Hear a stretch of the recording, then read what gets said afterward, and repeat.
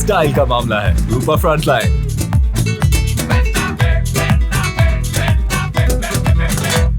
কলকাতার সমাবেশে দলে দলে বিভাজনের রাজনীতির বিরুদ্ধে মানুষে মানুষে ভাগাভাগি করা শ্রমিকের ন্যায্য মজুরি দিতে হবে।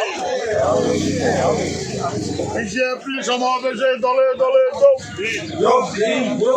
কলকাতার ব্রিগেড বন্ধের সমাবেশে দলে দলে যোগ দিন। ঐতিহাসিক সমাবেশে দলে দলে যোগ দিন।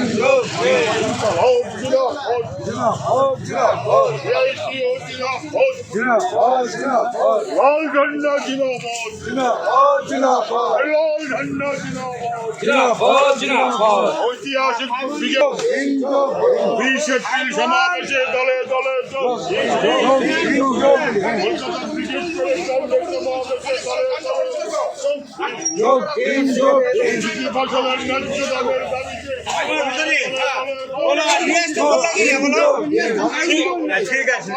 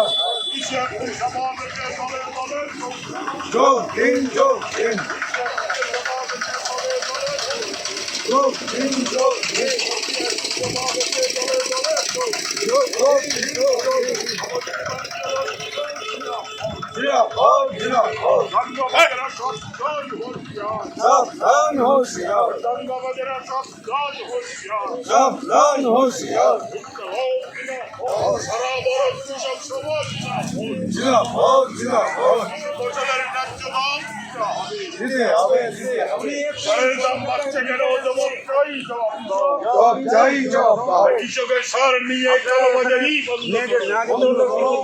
দেখবেন কৃষক ফসলের ন্যায্য মূল্য পাচ্ছে না, শ্রমিক মজদুরি পাচ্ছে না, উল্টা সব জায়গায় শুধু হিন্দু মুসলমান লাগাই দেওয়া হচ্ছে।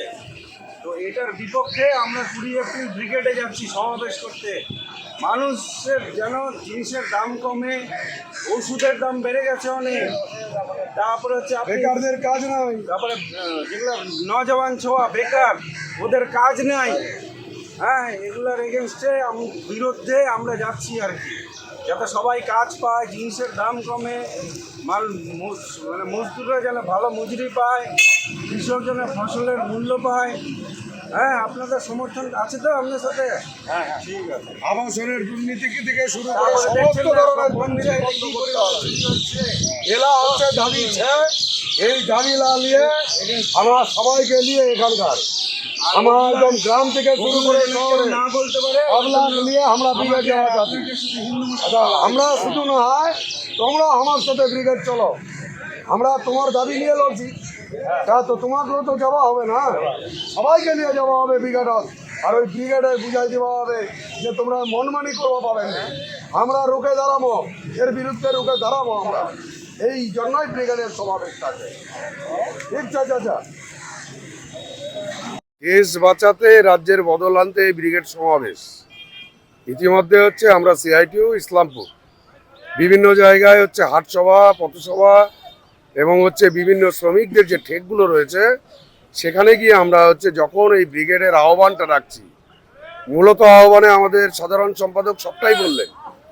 বিষয়টা হচ্ছে তার সঙ্গে কিছু স্থানীয় দাবি আছে, যেমন হচ্ছে শ্রমিক শ্রেণীর লোক, তারা হচ্ছে যাদের রোজগার তাদের ন্যূনতম যে মজুরি, এই মজুরির যেমন আমরা কথা বলছি যে ন্যূনতম মজুরি 22,000 টাকা দিতে হবে।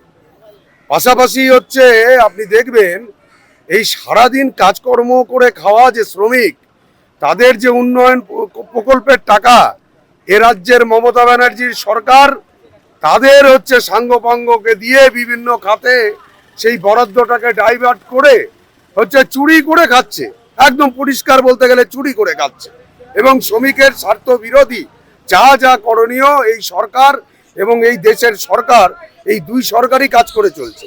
তার বিরুদ্ধে হচ্ছে ব্রিগেড। এবং এই ব্রিগেডটা খালি আমরা হচ্ছে কয়েকজন যে যারা সংগঠক বা হচ্ছে আমাদের CI2 এর নেতৃত্ব তারাই খালি নয়, প্রত্যন্ত গ্রামের একজন হচ্ছে নির্মাণ কর্মী থেকে শুরু করে অন্যান্য যারা মুটিয়া মজদুর আছে, বিভিন্ন সেক্টরে যারা কাজ করছে, সকলের যে দাবিগুলো, তারপরে এই যে যেমন আপনারা জানেন যে আজকের থেকে হচ্ছে নিত্য প্রয়োজনীয় প্রায় 178টা ওষুধের দাম বেড়ে যাচ্ছে। আপনার হচ্ছে এই রাজ্য সরকারের আমলে হচ্ছে ওষুধের জাল কারবার, কেন্দ্রীয় সরকার চুপ। কেন্দ্রীয় সরকারের সাথে এই রাজ্য সরকার, এই বিজেপি এবং তৃণমূল, তাদের যে আন্ডারগ্রাউন্ড সেটিং, এটা প্রত্যন্ত গ্রামে হচ্ছে সাধারণ মানুষের কাছে আমরা নিয়ে যাচ্ছি। এবং সাধারণ মানুষের যা সারা, তারা বলছে এ দুটো সরকারকে উৎখাত করে ফেলতে না পারলে সাধারণ মানুষের মুক্তি নাই।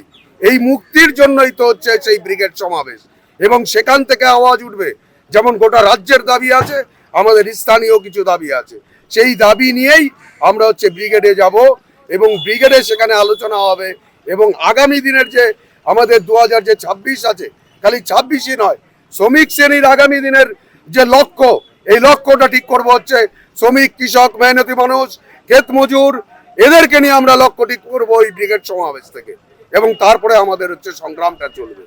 আমাদের সাধারণ সম্পাদক বললেন আগামী এই ব্রিগেড করবার পর আমরা হচ্ছে 20 মে আমরা হচ্ছে সাধারণ ধর্মঘটে যাচ্ছে যাব। এই সরকারকে বাধ্য করব যে শ্রমিক শ্রেণীর জন্য যা যা হচ্ছে আইন আছে, সেই আইনগুলোকে যেন হচ্ছে যথারীতি প্রয়োগ করে। ইতিমধ্যে আপনারা জানেন শ্রম কোডের নামে শ্রমিকদের হয়রানি, শ্রমিকদের কাজ হারানোর একটা সমস্যা রয়েছে, সেই জায়গাটাও আমরা হচ্ছে বিরোধিতা করছি। এগুলো সবগুলো দাবি নিয়ে ব্রিগেড সমাবেশে আমরা যাচ্ছি আগামী 20 এপ্রিল। কতটা সফল হবে বলে মনে হয়? ব্রিগেড সমাবেশ আপনারা জানেন, যা শ্রমিক শ্রেণী বলছে, যা সাধারণ লোক বলছে, আমরা খালি তাদের কাছে পৌঁছাচ্ছি। তারা বলছে আপনারা আগে কেন আসছেন না, আপনারা গ্রামে গিয়ে কেন বাড়ি বাড়ি গিয়ে প্রচারটা গ্রামের অত্যন্ত যাচ্ছেন না। আমরা বলছি আমরা ধাপে ধাপে, আমরা প্রথমে শহর, গঞ্জ, ঠেক এলাকা, তারপরে বাড়ি বাড়ি প্রচারে যাব। আপনি নিশ্চিত থাকুন এই ব্রিগেড সমাবেশ হবে ঐতিহাসিক সমাবেশ।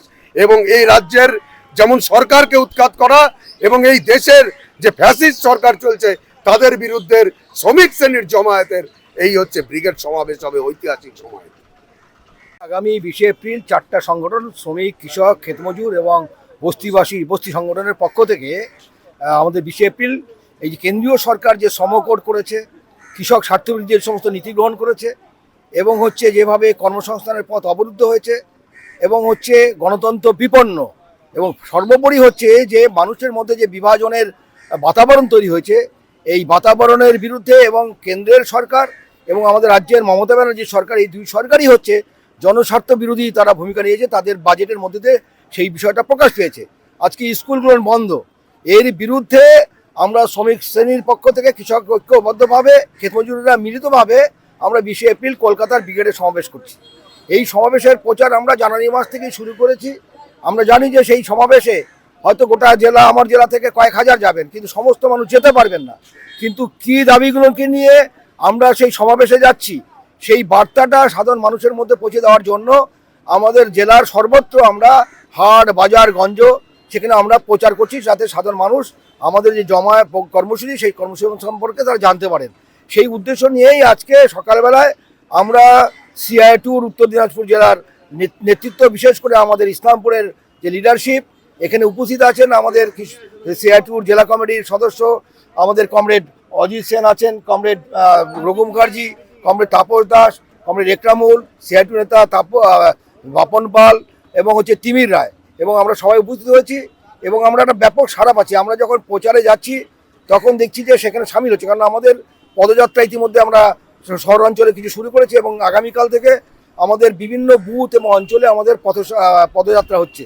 এবং সেই পদযাত্রার মধ্য দিয়ে আমরা একদম ব্লকের সমস্ত অঞ্চল এবং হচ্ছে বুথে বুথে মানুষের কাছে আমরা এই বার্তা পৌঁছাতে চাই যে আগামী 2026-এ যে বিধানসভা নির্বাচন আছে, সেই নির্বাচনে আমাদের রাজ্যের এই যে তৃণমূল, বিজেপি, তারা যে জোটবদ্ধভাবে তারা যে পশ্চিমবাংলার সর্বনাশ করছে, তার বিরুদ্ধে হচ্ছে মানুষকে আমরা সচেতন করার উদ্দেশ্য নিয়েই ব্রিগেড সমাবেশের কথা আমরা বলছি।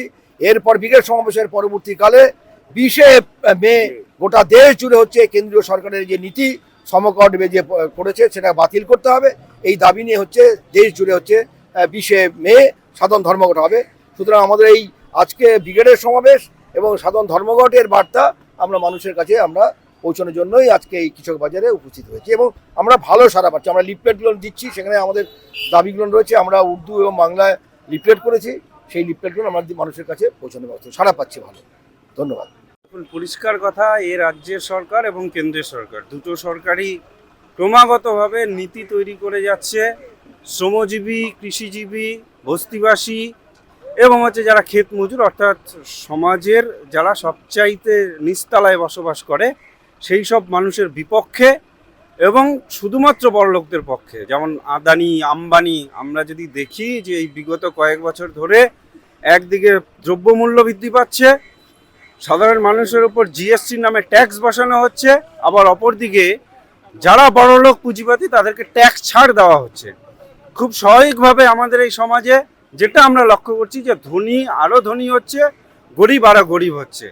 তো সুতরাং এই গরিব মানুষের জন্যই এই ব্রিগেড সমাবেশের ডাক আমরা দিয়েছি এবং আগামী 20 মে আমরা হচ্ছে ধর্মঘটের ডাক দিয়েছি সারা দেশব্যাপী।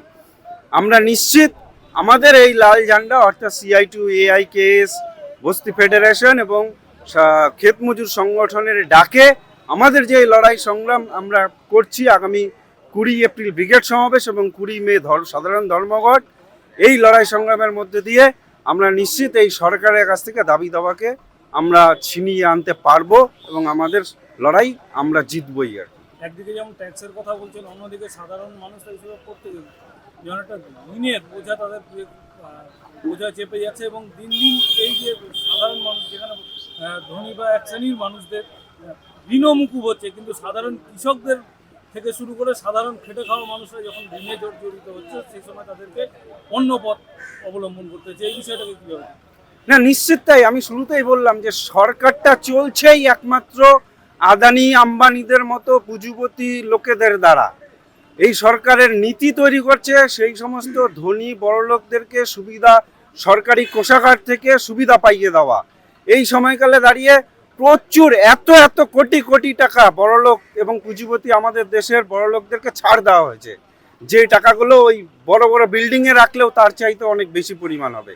কিন্তু আবার অপর দিকে যদি দেখা যায় কৃষকের ক্ষেত্রে বলি যে তাদের দরকার যে কৃষিজাত পণ্য উৎপাদন করতে গেলে যে সমস্ত উপকরণ দরকার, সার, বীজ এবং হচ্ছে জলের ব্যবস্থা, বিদ্যুতের বিল বাড়ানো হচ্ছে, সারে ভর্তুকি তুলে দেওয়া হচ্ছে, সার বীজ কেনবার ক্ষেত্রে তার দাম বাড়িয়ে দেওয়া হচ্ছে। খুব স্বাভাবিকভাবে কৃষক যখন তার উৎপাদিত ফসল বাজারে বিক্রি করতে যাচ্ছে সেখানে তার যে প্রফিট সেই প্রফিট রেখে সে বিক্রি করতে পারছে না, কারণ আমাদের দেশে MSP যেটা মিনিমাম প্রাইস যেটা বলা হয় সেটা নেই, সেই পদ্ধতি নেই। তো খুব স্বাভাবিকভাবে কৃষক এবং যারা গরিব মানুষ তাদের দেওয়ালে পিঠ থেকে গেছে, তারা আত্মহননের পথটাকে বেছে নিচ্ছে। তো একটা মানুষের যখন দেওয়ালে পিঠ থেকে যায়, আপনারা খুব ভালো মতো জানেন যে একটা বিড়ালেরও যদি দেওয়ালে পিঠ থেকে যায় সে বাঘের মতো হিংস্র হয়ে আঁচড় দেওয়ার চেষ্টা করে। তার আমরা তো মানুষ, তো মানুষও ঠিক একই রকমভাবে আমাদের এই লাল ঝান্ডার ডাকে লড়াই আন্দোলনের পথে সাড়া দিচ্ছে এবং আসছে। আমরা আমাদের দাবি আদায় করবই। এই উদ্দেশ্যে আমরা খুব দৃঢ়তার সাথে আমরা চলছি এবং আমরা নিশ্চিত আমাদের লড়াইয়ে আমরা জিতব।